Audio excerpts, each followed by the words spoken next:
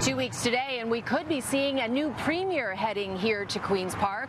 And two new polls suggest the NDP are in a healthy lead. First, a forum poll shows the NDP has a majority with 47% support over the PC's 33%.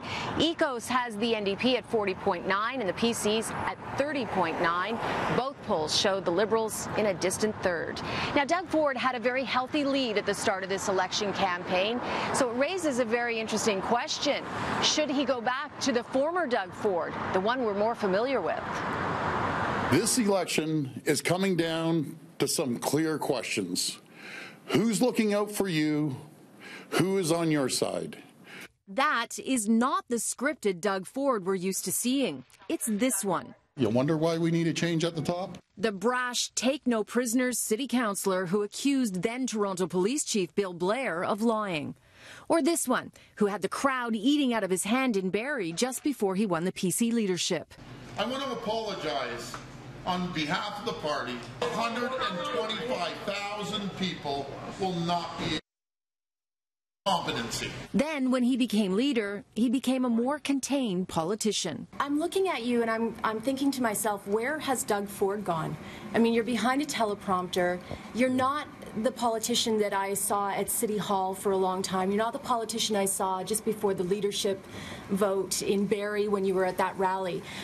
You are definitely more constrained, and I would suggest you're losing or what many people like about you the most, the fact that you're an anti-politician, yet you're so on script now. Do you think that is hurting you?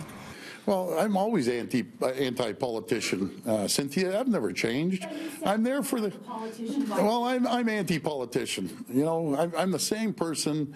It's all about respecting the taxpayers, always taking care of the little guy, focusing on changing the government, focusing on putting money back into the people's pocket. I'll never change. Surely the campaign is feeling the heat. This email from the Ford campaign was sent out this afternoon with the heading, "They are lying about us." It goes on to say, the media, the pollsters, they don't want us to win. So they're making up numbers to write stories about NDP momentum. Now, to be fair, this is Doug Ford's first provincial campaign, and he's up against two seasoned veterans. Not an easy position to be in. I remember when Dalton McGuinty first ran his first provincial campaign, and he was stiff and awkward.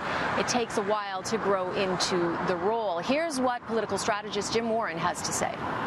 Does he need to change campaign tactics and be more like the old Doug Ford that we're used to?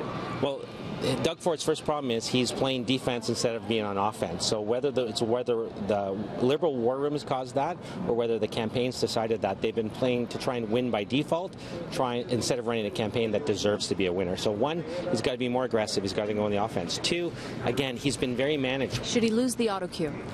He should lose everything. I think if he just comes out, rolls up his sleeves, lose the tie, lose the jacket, get out there and really connect with people.